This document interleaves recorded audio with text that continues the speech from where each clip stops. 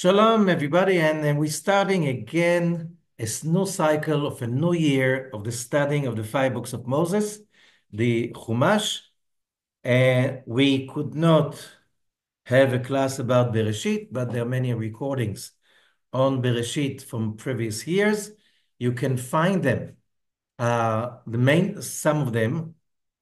You can find them if you just Google Live Kabbalah Genesis Bereshit, and there will be a page with this short explanation and YouTube recordings and also other recordings of the of Bereshit, which is a whole thing by itself. And we are now at Parashat Noah. That can be found in the book of Genesis, chapter 6, verse 9. אלה תולדות נוח, נוח איש צדיק תמים היה בדורותיו. And there's so many commentaries about this that this is a whole, just this verse itself has a whole thing. We'll just relate to some of them because we won't have time to deal with all of them according in one context. And it says these are the generations or the offsprings of Noah. Noah was a righteous, complete person in his generations. Okay, what does it mean in his generations? Bedorotav. So Rashi is saying as follows, יש מרבותינו דורשים אותו לשבח.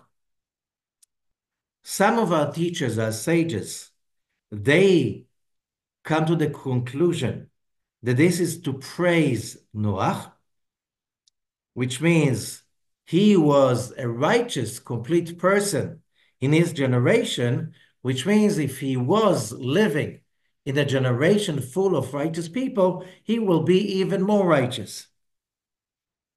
And some of them, they say this is not so much of value because that is all relative. He was a righteous person relatively to his generation. However, if he was in the generation of Abraham, he would be considered to nothing. That's what Rashi is saying. He's quoting from the Talmud Tractate Sanhedrin, page 108a. So, what do we learn from that? I know, unfortunately, a lot of people take it into the debate about was Noah really righteous or not?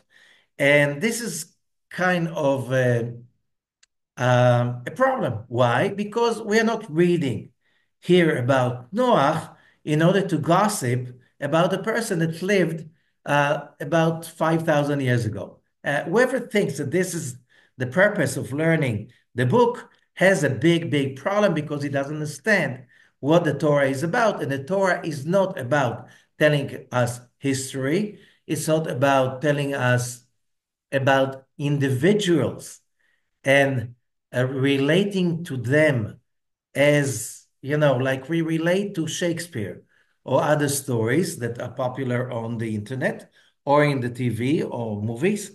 We are talking about, this is the Torah, this is the book that influences the history of humanity and the development of human culture, human belief systems, human consciousness more than any book in history.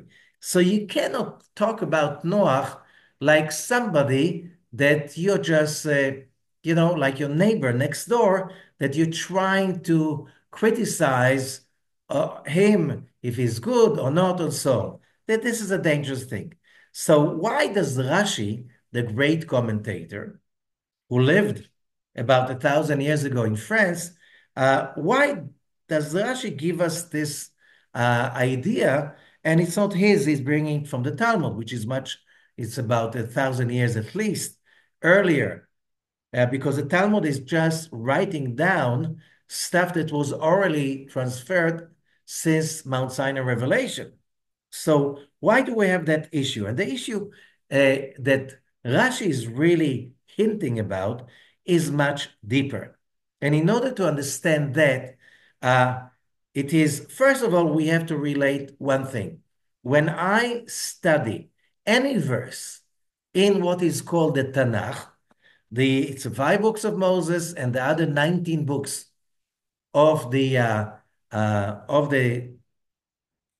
prophets or the writings, what is called the 24 books of the Hebrew Tanakh. There's one purpose for each verse. It's not gossiping. It's not telling us history. This is not the purpose of the Tanakh. The purpose of the Tanakh, Torah included, is to give us the ability to overcome our own challenges so we can be successful in the journey that is called the tikkun. What is tikkun? Tikkun, meaning in Hebrew correction. We're here for one purpose. The purpose is that this world was created in a perfect state, as it's stated in Genesis chapter 1, verse 5. There was a night, there was a day, one day. The Creator created a perfect one universe. However, on the next day, the Creator broke that perfection so we humans can have ownership over success, uh, any kind of achievement, and especially our fulfillment and our own happiness. Happiness is and success is something that we need to transform darkness into light, bitterness into sweet, as the Zohar is teaching us, in order to achieve happiness. Why? We were created, I repeat, like I do many, many times, we were created in the image of God, and that means we have the image of the Creator, not a creator, the Creator, it's embedded inside each one of us. And that means that we cannot receive free gifts. We must achieve, create, step up to our success and happiness. And this is what Parashat Noah is about. And I'll explain what does it mean. Noah, if we want to understand the story of Noah, let us go to the Zohar, and from there we are going to understand it. The Zohar is basically the main key to unlock the secrets of all 24 books of the Hebrew Tanakh. And I'll start reading, studying from the Zohar of Parshat Noah. The Zohar, whoever doesn't know, is written as a commentary. Most of the Zohar is a commentary for the 5 books of Moses, although there are many, many, many verses relating to other books of the Tanakh. And let's see. It says as follows, verse 4 in the Sulam commentary of the Zohar. I read first the original text in Aramaic. רבי אלעזר אמר, אלה בכל אתר פסל את הראשונים, תנינן וכולי. מה כתיב לאלה בפרשתה דבראשית? ונהר יוצא מעדן להשקות את הגן ומשם ייפרד, והיה ל4 ראשים. ההוא נהר דנגיד ונפיק, והיה לגינתה, והשקי למשקיו דלעילה, ועבד לי נייחה, ועבד איבין, ורבי זרעין, והוא כדי נייחה לחולה, ודה נייחה ללגינתה, ודה עבד נייחה בי, כמה דאמר כי בו שבת, וכתיב וישבות ביום השביעי, ודה רזה דמילה, דה עבד תולדות ולאחרה. Translation. Translation is like this. We learned that every time it says ele, the parasha starts with the word ele, those are. Okay, the moment you say that, you mean to teach something new. What does it say above in Parashat Bereshit? And there was a river coming out of Eden,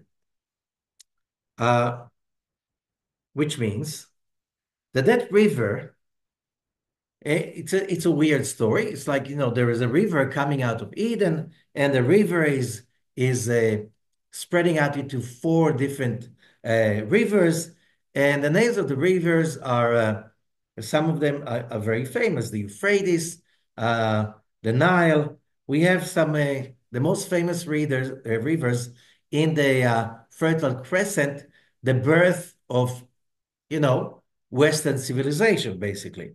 So, what are we talking about? And here the Zohar is saying we're not talking about a physical river, we're talking about something that is beyond. Because when we're talking about the creation of the Garden of Eden, it was before the sin of Adam, and therefore it's before human consciousness as we know it was born. So we are talking about a celestial river, uh, and like everything else in the Torah, it's talking about some forces that are the main acting forces in our lives. And so, in order just to give a spoiler, a small one, what I'm heading to, this river, says the Zohar, is a, and usually when the word river appears, this is Yesod. Yesod is the ninth Sephirah of the Tree of Life. Sephirat Yesod is the Sephirah or the emanation or the frequency that is making the connection between our uh, physical world, our world of needs, whatever human consciousness can somehow uh, perceive, understand, and the upper world, which is the metaphysical spiritual world, that is the world of all the emanations of the light of the Creator. Sefirat Yesod, foundation, is the Sephirah that is the intermediate between the physical domain and the upper realm. Why is that important? Because the point is very simple. When we're talking about the river that is coming from Eden, and the Zohar is saying Eden is Chokhmah, basically Rabbi Ashlag, gives us the hint. What is Eden? Eden in Hebrew. It is Chokhmah. Chokhmah means where all the light of the Creator is emanating from. Chokhmah means that emanation, that it's all the light of the creator is all there already from the point of the creator. However, it needs to descend down to our frame, to our dimension for us to experience what we call bliss. And this is extremely important to understand, which means it's like, I'll give an example that I'm giving a lot. Today, we can understand that in a much better way because we live in a very, very high technological era, which means, what does it mean high technological? It means that today you live in a home. Most people live in a home or house, but this home and house have no value whatsoever unless it is connected to some networks.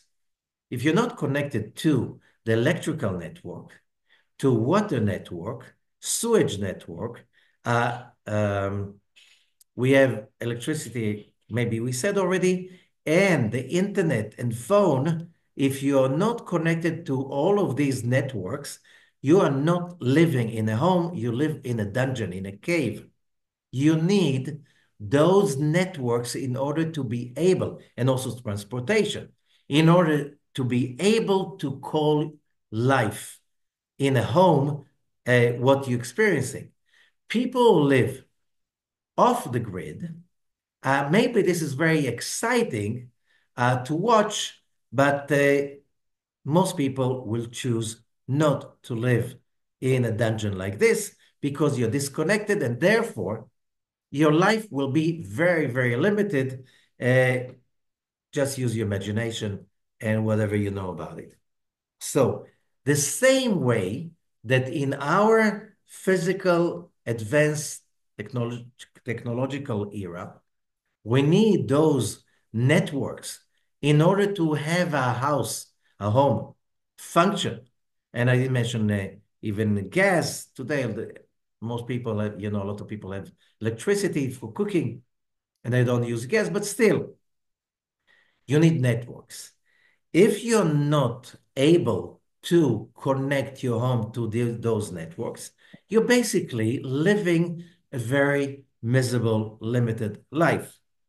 So, in order to understand that, the Kabbalists explain that we, as human beings, in order to have a life that is really fulfilling, we must connect to the network that is called the tree of life. And this network is a set of emanations and a multi-dimensional universe that we must tap into it in order to have what is called the flow. What do I mean? Let's continue reading and I'll explain. Just again, to make it clear what I'm uh, aiming at. There are a lot of people that look like they are supposed to be successful, which means they have what it needs. They have the guts, they have the stamina, they're brilliant, they're intellectually competent. They're healthy, they're powerful, they have connections, which means they know how to get around and so on, but they're not really successful. Why? They are not lucky. They are not lucky, which means, how do you know somebody is lucky? It's not just that you are capable. It's not that you have all what it needs to be successful. It's also that you are fulfilled, that you are happy, that you have value and appreciate what you've got. You're happy about it and you know how to live your life. If not, you're not lucky. And being lucky is beyond just your basic given, uh, whatever attributes that you have. Could be smart, you could be connected, you could be having the right parents, you were born in the right place, you being raised in the right schools, you went to the right universities, you hang out with the right people to get the right jobs, and you make business with the right people, but outwardly, it looks like everything goes your way. But you don't feel like this. You're not happy. Very simple. You're not happy. And when you're not happy and you're not successful, you will sabotage your life sooner or later. What makes a human being happy? And there are people, it looks like they're not so lucky externally, which means they're not born to the right parents, the social, economical status, whatever. Still, they not just that they make enough money, they also like somehow they get along and they get successful. Sometimes successful that a lot of people maybe may a lot of people admire their success, and sometimes people don't admire their success, but they feel successful. They are happy. They value life. They're thankful. They're really excited about living. So maybe they're not famous and powerful, but they're still lucky. What does it mean? Somehow they're doing something correct. What is that you need to do to be lucky? Because according to Kabbalah, lucky is not like in English. The word is mazal, to have luck. Somebody with good luck, somebody that has good luck, mazal tov, in English, and the perspective of our materialistic civilization, you're lucky because it's a matter of probabilities. Some people are lucky and some people are not. And There's nothing you can do about it to make yourself lucky. And that goes back to the era that people were very pagan. Okay? What does it mean? If the gods like you, you're lucky. The gods don't like you, you're not lucky. Nothing to do with who you are and what you are. Maybe a little bit. Okay? But when we're talking about the biblical concept, the word is mazal. And the word mazal has nothing to do with good luck. Good luck in English and in many languages has something to do with probabilities. Some people are lucky, some people are not, and you have no control over it. In the Hebrew biblical language, the word mazal comes from the shoresh nun zayin lamed, flow. And that means that if there is a flow of bliss in your life, and that flow connects to your ability to communicate with the network that is called the tree of life. That network connection has nothing to do with luck. It has to do with hard work. With it has total connection with your efforts, the way you behave, which means if we are going to talk about the Judeo-Christian modern perception of the last few centuries, that means you work hard and hardworking people, honest, hardworking people, they become lucky because they create their good fortune. This is what the biblical perception is about. And how does it happen? So we're talking about that river, and that river means Sfirat Yesod. Sfirat Yesod means the river of good fortune, bliss, flow, which means when you're connected uninterruptedly to the networks, that means that you have mazal.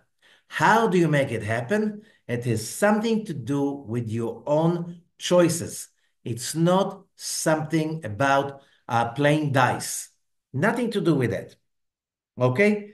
So we have to really see the difference between our modern materialistic perception, which is a revival of the ancient pagan perception, okay, which means if you are powerful, you are physically powerful, you're physically beautiful, you're blessed by the gods, you're lucky, and you should simply take advantage of that and do as much as you can in order to simply use that good luck, good fortune that opened for you. Okay? Nothing to do with anything about your own taking responsibility for your own emotions and your own values. It's all about a pagan, materialistic religion.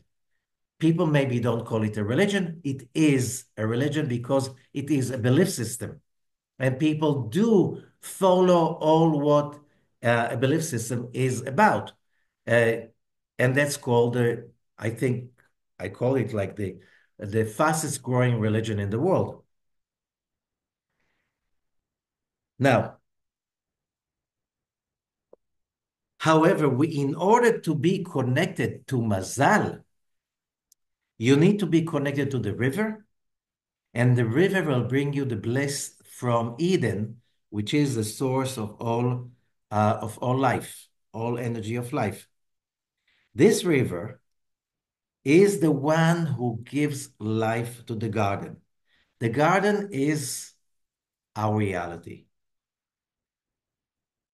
And this river waters that garden with this elixir of the above and gives it satisfaction. And how do you see that? You see it's growing. You see the river, the garden is bearing fruits and giving seeds. And then there's satisfaction for everyone.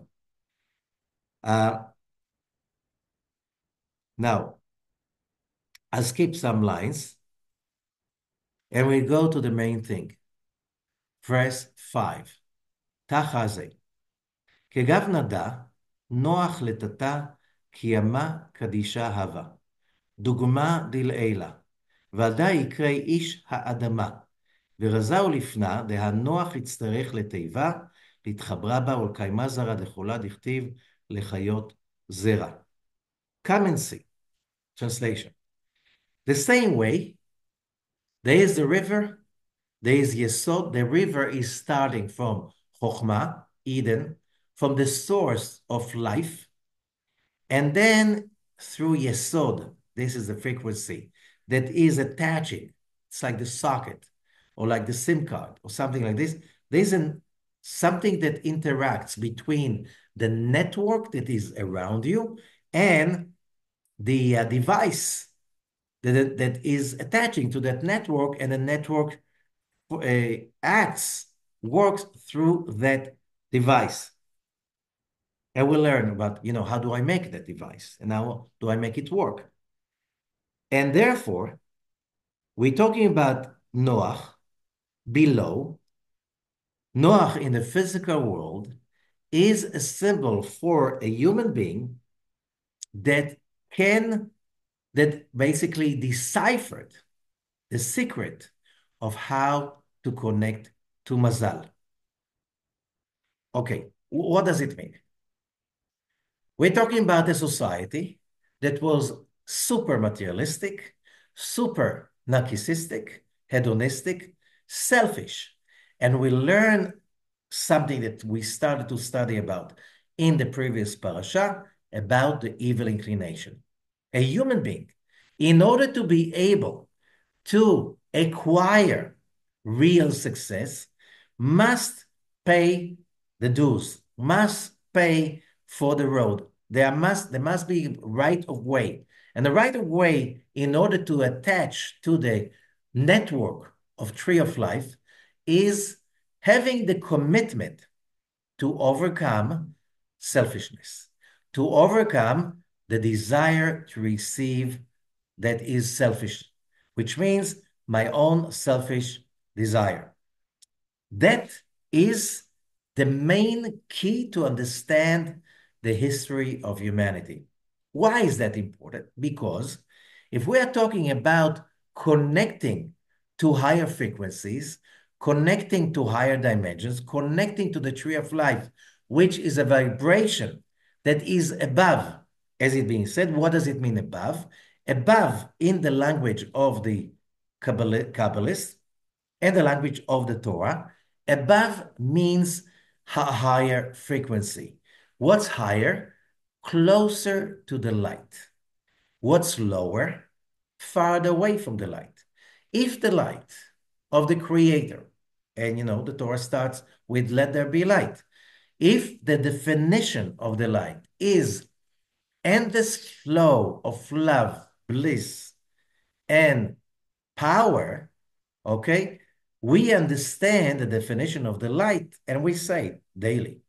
When you see a person that is full of love, caring, giving, energy, and positivity, so we say, oh, this person is enlightened. He's really light. He's bringing light into everywhere he's coming to. Okay? Light means a higher frequency, which is involved with love, compassion, giving, energizing state of mind, and so on. That is the energy, the frequency of the tree of life. Okay? Low, down below, that is the farthest away from the light.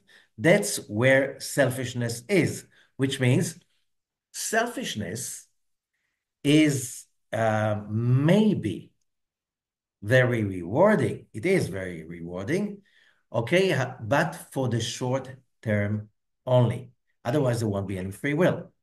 Okay, for the short term only. You can achieve high levels of fulfillment when you act in a very selfish way, when you really activate your own selfish desires, Okay?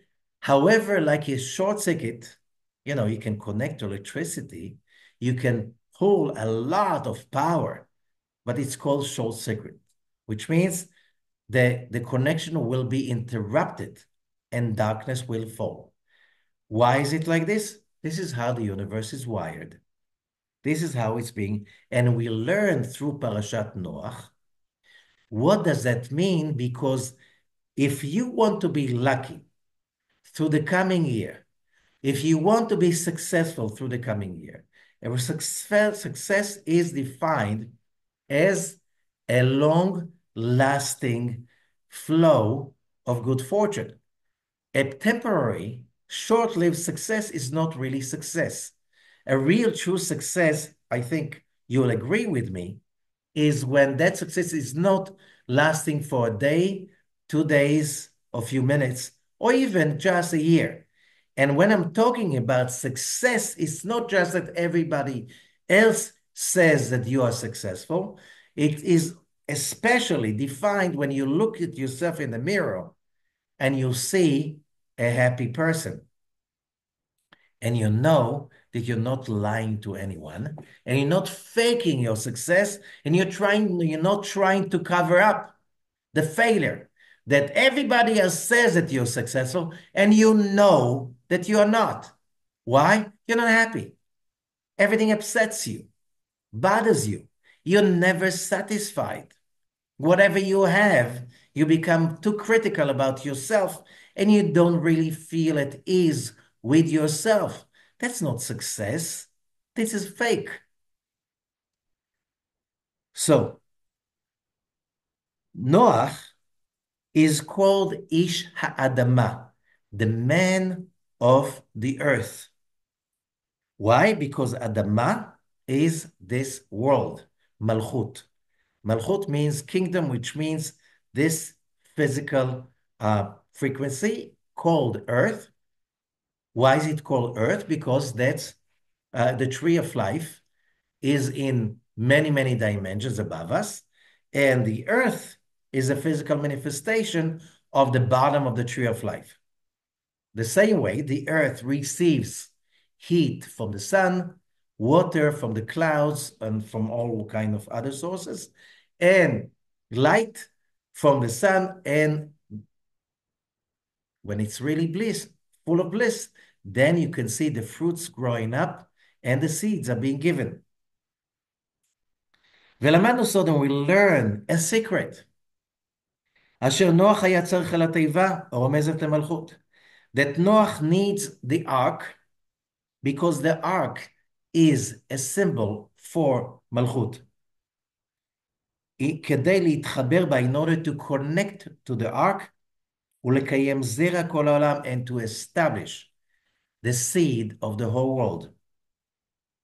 כמו שכתוב לחיות זרע. Okay. So, in order to understand the code the Torah is giving us, let us understand it through the next verse. Man teva. What does it mean, an ark? And the word ark appears in many places. Noah and the ark. Yet Moses and his ark. You had Joseph and his coffin, which is also an ark. In a way, it's a box. If you're talking about a box made of wood, okay, so you have Noah with an ark, Moses with an ark, Joseph with an ark, okay? The coffin of Joseph was the one walking in front of the camp before the Ark of the Covenant was built. Here again, we have an ark, the Ark of the Covenant. So this should be really clear. The appearance of that box that is being used as teiva or aron in Hebrew, or in English, an ark. So what does it mean? What is this concept of the ark? And it says the Ark of the Covenant, Sheyeh Malchut, which is Firat Malchut, after it received Yesod, which means when you have a box, and a box is a vessel to receive, After it is connected to Sfirat Yesod, then you call it an ark, and you call it also the Ark of the Covenant, Brit. Now, the word Brit in Hebrew also has some, uh, let's say, understandings. One, a covenant. Another one, it's also connected to sexual commitment for purity. ונוח והתיבה למטה, so Noach, and the physical ark in the physical dimension, they were like Yesod umalchut of the tree of life. והראיה, the proof is, כי בנוח כתוב בברית. It says about Noach, the word covenant, והקימותי את בריתי איתך, the word covenant appears with Noach. And we have the rainbow as the sign of that covenant.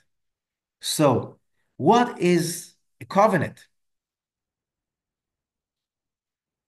Covenant means commitment to values that are higher than your immediate selfish urges. This is what a covenant is about. If being committed to values that there's no need for any effort to follow them, so that's not called a covenant.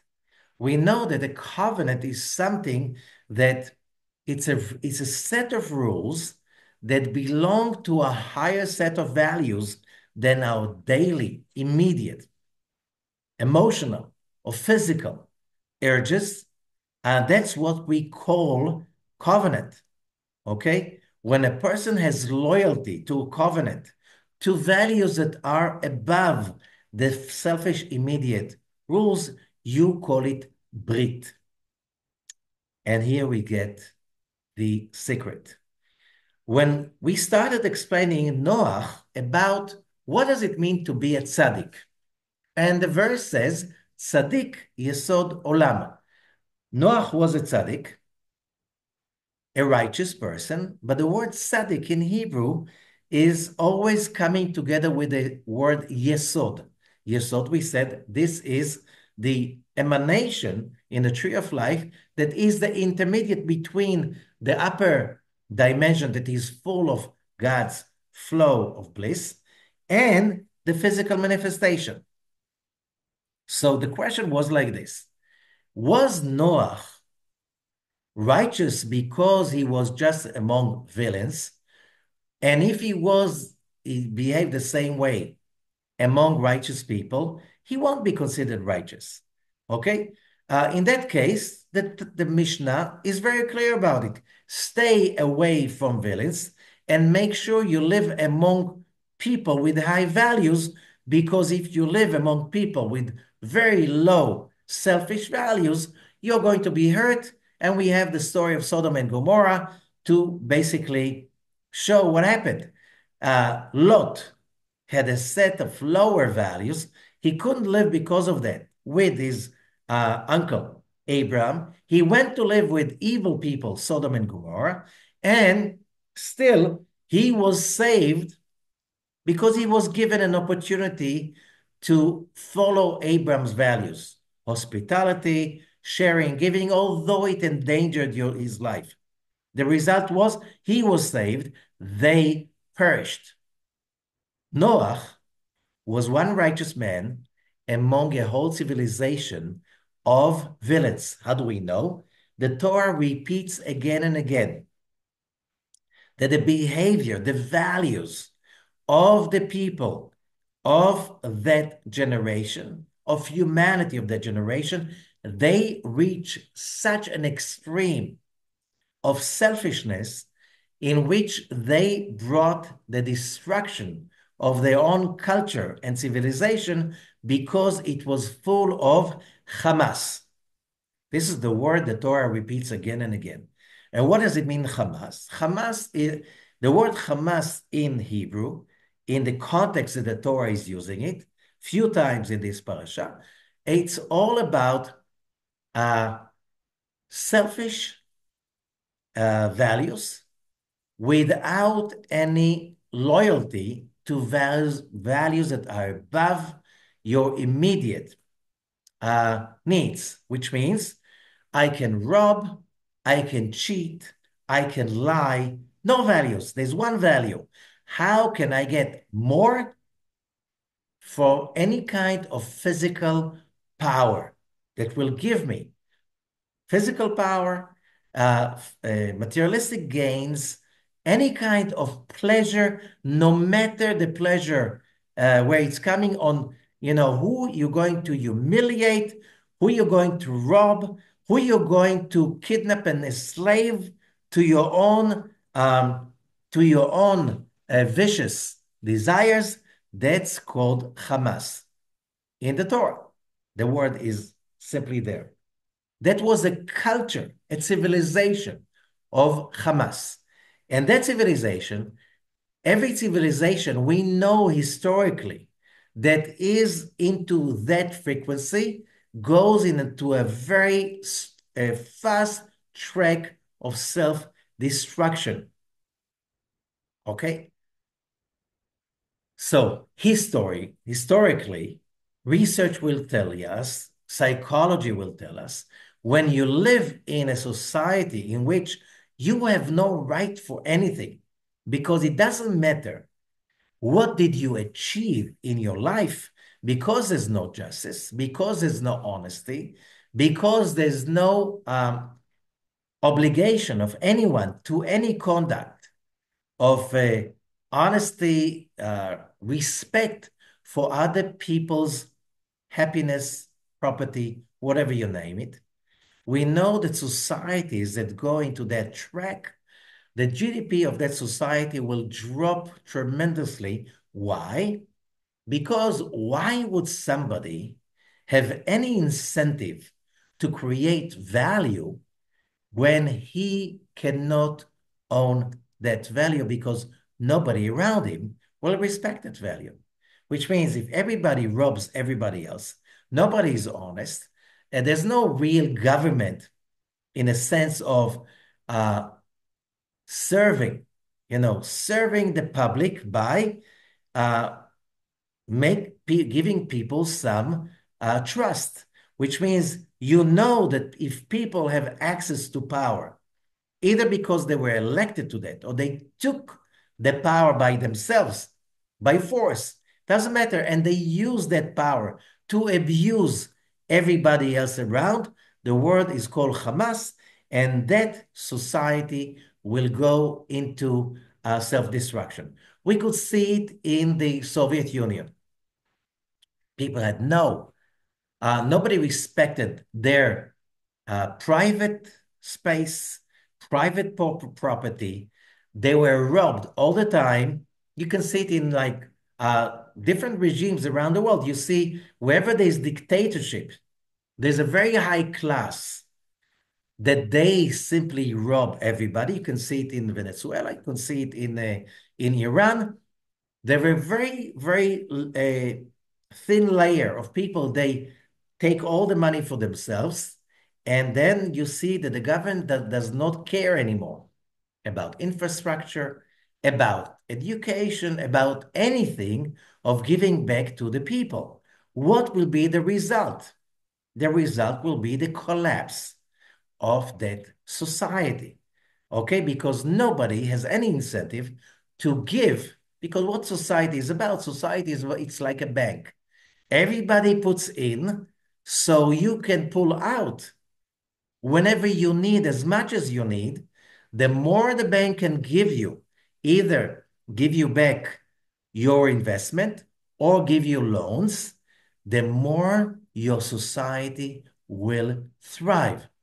And here we're talking a bank of, you put your effort, you put your loyalty into the society, you push, you even sometimes you even give your life away just for the purpose of making your society grow. You fight for freedom of your society. Those societies will thrive. Why?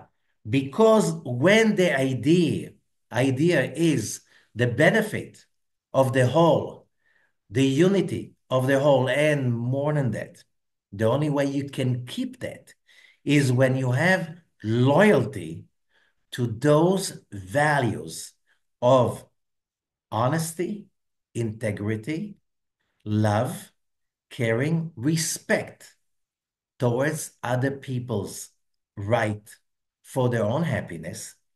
When you do that, you are becoming Yesod. You're becoming a conduit. And that's what a tzaddik, a righteous person, is about. It's not something very high that only a few people can reach there. How do we know? Here we have Noach. He is a person that lives in a society that is very, very, very deep into its own filth of selfishness, of trying to get, like we see today in many places, that there's a race.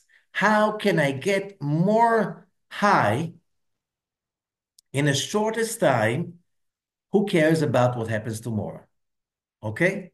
So you use drugs, you use any kind of other ways to experience without any value to anyone else, because the big thing is how high can you get?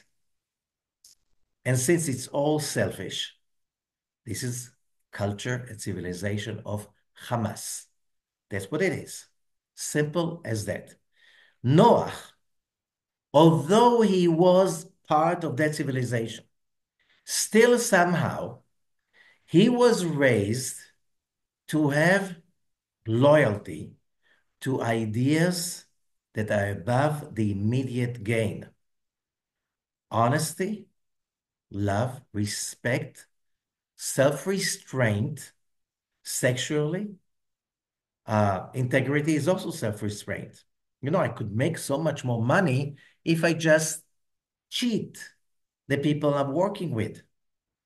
Yeah, you can do that. You can make more money, but then you're not capable of connecting to mazal. You won't have mazal, which means you won't have the flow of bliss in your life. You will be protected, like Noah. You won't know how did it happen, but you will be protected because you ask the question. Let's say I live in a society that, people around are so materialistic. Is there a way out of it? So, of course, the Mishnah is very, very clear about it. Run away, find a community in which people have values, because you'll suffer a lot. But still, if you still keep the covenant, which means you still have a covenant with the upper dimension, with the Creator, with the rules that the Torah is giving us, which means decency, honesty, respect, and so on, as long as you keep the covenant and you emphasize in uh, not just having great ideas. You have a lot of people today. They speak so much about equality. They speak about kindness and love and pluralism and respect to every human being. They speak about it. They don't behave like this. How do you know? Look at them. When it comes to their personal life, you see cheating, you see dishonesty, you see. So the question of eons, how do you create a civilization that functions? First of all, it's all about education. Second, it's about transparency. Because when other people hold you responsible for your behavior, not for your declarations. You can talk forever about equality. The leaders of the Soviet Union spoke all the time about equality and so on. And they were corrupt like nobody else. What was the result? Their civilization fell apart because they went bankrupt. People were not ready anymore to give their lives And by simply working hard for what? To support those villains. The same thing in every culture, that when people start to realize that why should I give taxes to them? Why should I try to work so hard if I simply don't get any service out of them? Uh, I'm very shallow in that, but just I'm not going to teach right now about economy. But I hope you get the idea. Only when you have, as an individual, this honesty and integrity, and you follow the biblical laws, which says first, the first thing is human beings have evil inclination. Human beings must be committed to transform the selfishness into altruism. The, the urge for immediate gain, no matter what, that's called selling your soul to Satan. Okay? This is an old expression. What does it mean? For the immediate gain, you basically sacrifice who you are, what you are, and the most important, your mission in this world. Being a human being, it's not about physical immediate pleasure. You want pleasure? Zohar speaks about it. The only real true pleasure is when you are connected to the tree of life. That can be achieved only if you have, if you keep the covenant. And keeping the covenant is first and for all being there in its total commitment that I'm here to transform my selfishness, my desire, that by as the words of Rabbi Ashlag, transforming the selfish desire into the desire to receive for the sake of giving to others. That awakens that Sephirah, which is called Yesod. And when you awaken Yesod and you manifest it, you're not talking about it. You manifest it by the way you treat your body. Okay? The way you treat your fellow business people, the way you run your home, your business, your career. If you have that commitment and you always, every day, you simply transform and you ascend above the selfishness, you have become a channel to Sfirat Yesod. What is your ark? It's the place you manifest those actions. It's your business. It's your home. You will become lucky, although other people around you will say, oh, you're stupid. You're not, look, we cheat. We don't care about any values. We just use other people. We just enslave them. We are robbing them. In Hebrew, chomsim. It's Hamas is not just a noun, it is a verb. Lachamos means to rob, to cheat, simply to take whatever you feel like from others without any values. What's the result? You'll be disconnected from the network, the tree of life. You won't understand. How is it? You're being educated by your parents. You were being educated in at the university to talk about values and at the same time to cheat and to disrespect other people's for a free space, uh, assets, ownership, and stuff like this. And you're surprised that you're full of pain. It doesn't matter how many pills you take to feel high. It doesn't last more than a few minutes, maybe an hour, maybe a little bit longer. You don't understand. There's a price. The ark is your physical life. The being Yesod, which means bringing on good fortune to your life, connecting to the tree of life. These are the values that you commit to. And that is what is called the covenant. This is Noah. This is the ark. This is the true story. When everybody falls, you will watch them falling and you'll be protected because it's not about simple laws of physics. When there are disasters, horrible disasters, a lot of people suffer. A lot of people somehow miraculously being saved and they see fruits, they see seed. Why is it? Why is it that when there's a disaster, it doesn't kill everybody? Because if you have the covenant and you connect to that spiritual dimension that is called Yesod, and how do you connect to it? When you simply do not allow your bodily consciousness, your evil inclination, your selfishness, and you do not allow to that brainwashing around you to fall into it, you can really create that magic that is called good fortune and protection. Other people, you can be successful for a short time. In what, they say you can cheat a lot of people for a lot of time, but you cannot cheat everybody all the time, and especially cheating yourself. The whole story of Noah's flood is about us now and here.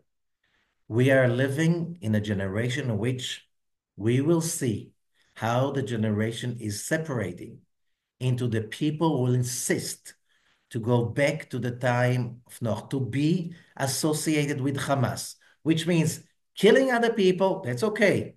So robbing other people, it's okay. Why? There's a great ideology that justifies it.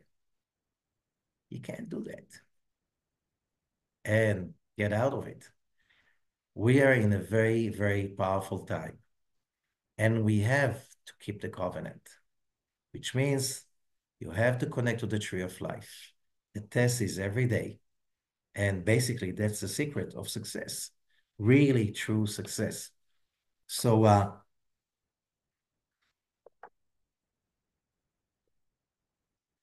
we just finished with another verse from the Zohar, verse 196.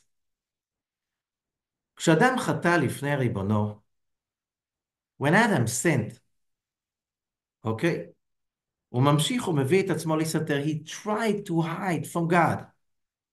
דהיינו שמביא את עצמו לחשוב שאין מי שיראינו, he will think that nobody sees me. Nobody sees me. הקדוש ברוך הוא עושה בו הדין בגלוי. He will be punished openly that everybody will see. וכשאדם מטהר את עצמו, when a person purifies himself, דהיינו שעושה תשובה, yes, I was a victim to the brainwashing from TV, movies, internet, TikTok, whatever. I was totally obsessed with paganism.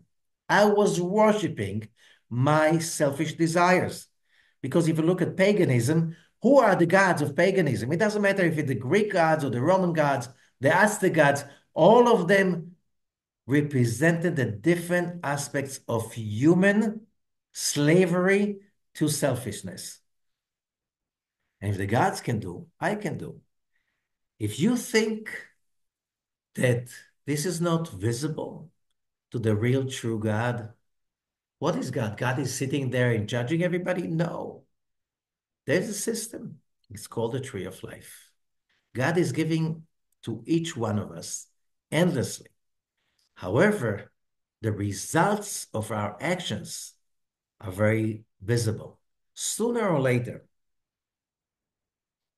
when a person is doing teshuvah and and teshuvah is not repentance, as I said many times, the Zohar explains you return to your original state of being connected to the tree of life. How? Through sticking to the values of the Torah. When a person is doing teshuvah, God will hide him. What does it mean? You create, when you do teshuvah, you create an ark that hides you from the disasters around. They'll become invisible. The destroyer who will destroy whatever is around you won't see you. Whoever he sees, he will destroy. Who are the ones he will see? The ones in his frequency. The destroyer is the power of darkness, the power of death. Who is connected to death? It says really clearly in the Mishnah, Reshaim bechayehem nikraim metim. Evil people that dead while they're still alive. They think they're alive, but they're not. How do you know? Because when you are Rasha, evil, you are totally in the tree of death. What does it mean? You're not really alive. How do you know? You're not really happy. And because you're not really happy, you are not capable loving. You're not capable of appreciating. You're not capable of being thankful. So you are basically dying because you are being punished by lack of thankfulness, lack of happiness, lack of fulfillment, fear, anxiety, and simply being vicious to others. Then you are in the level of the destroyer, the force that destroyed this world. Well, when a person can ascend above it and simply be in different frequencies, the destroyer won't see him. Miracles do happen. People are being saved. And people can really create success and good fortune even inside a world that is so sick and so sick with selfishness and negativity. This is the story of the whole year. The fight is every day. And success is really connecting to the idea that Noah is basically presenting to us, keeping the covenant. Thank you. And a lot of success to all of us.